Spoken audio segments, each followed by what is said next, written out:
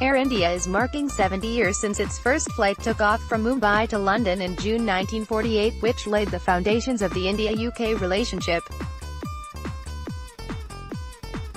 National carrier is inviting members of the Indian diaspora in Britain to share their memories of the airline in its early days.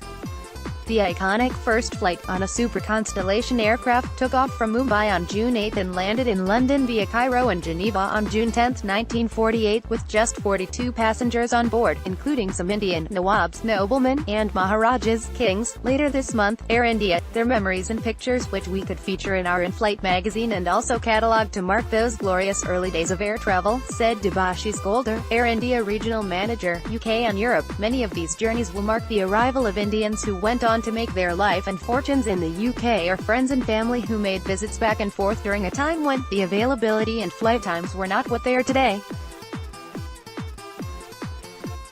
It marks an important chapter in the India-UK relationship, he said.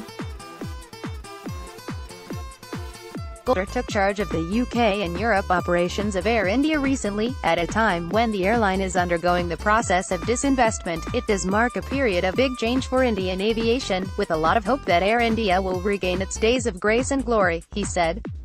The UK market is among the airline's busiest sectors, having recently added 3 direct flights between Birmingham and Amritsar. This was a long-standing demand and the route is doing well, especially as it falls within the religious tourism segment, culminating at Golden Temple in Amritsar. In addition, the 3rd or 4th generation Indians, now settled in the UK for years, visit their home state frequently to stay connected to their roots, and the direct connection has certainly proved popular, said Golder.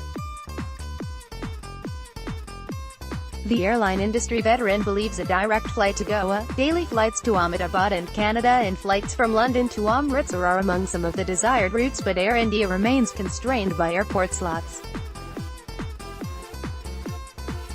In the UK, it is running at full capacity at Heathrow Airport and believes the strong trust factor among the Indian diaspora population has proved the key to its growth. The only issue we faced in the past was to do with hardware, and now with the Boeing 787 Dreamliners, we are among the safest and greenest airlines on the route. Passenger feedback backs this up, because they feel less jet-lagged and more relaxed by the time they land, he said. Air India's latest addition was Tel Aviv, and for the next phase of expansion, it is looking at the African continent with flights to East and South Africa, which the airline used to serve until the early 2000s.